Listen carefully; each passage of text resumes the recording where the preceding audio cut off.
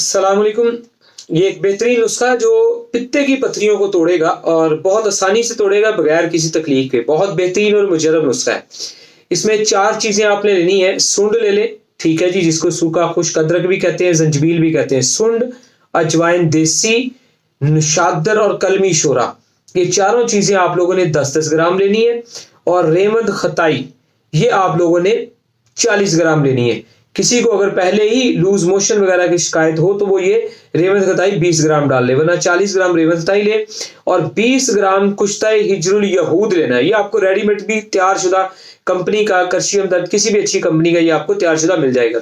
इन सारी चीजों को मिक्स कर ले।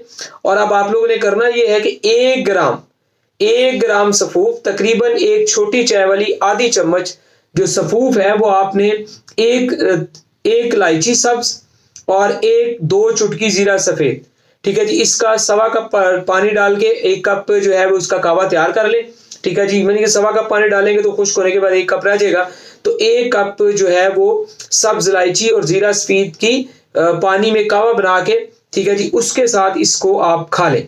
ठीक है जी, और दिन में इसको 2 से 3 मरतबा आप सुबह दोपहर शाम ले सकते हैं लाजमी। ठीक है जी, और गरम तर ये इसका मिजाज बनेगा और अल्हम्दुलिल्लाह पित्ते की पथरियों को ये रेजा रेजा करके तोड़ तोड़ के बारीक करके उनको जिस्म से खारिज कर देगा, यानी कि पित्ते को पानी को पिघला देगा, उसकी पथरी को खत्म कर देगा। ठीक है जी, और अपनी मिसाल आप है, इसको इस्तेमाल करें 15 दिन या मैक्सिमम 15 दिन वैसे इस्तेमाल करके भी आप अल्ट्रासाउंड रिपोर्ट करवा सकते हैं, लेकिन 1 महीना मुसलसल इस्तेमाल करने के बाद आपको रिपोर्ट करवानी चाहिए और मजीद जरूरत के मुताबिक उसे इस्तेमाल करना चाहिए। दिन में 2 से 3 मरतबा इस्तेमाल कर सकते हैं। और आप लोगों को जो इस दौरान ग़िज़ाएं इस्तेमाल करनी चाहिए, अगर आपके पेट में बहुत ज़्यादा गैस होती है तो 4 नंबर ग़िज़ाएं, और अगर गैस कम होती है फिर 5 नंबर ग़िज़ाएं इस्तेमाल करनी चाहिए।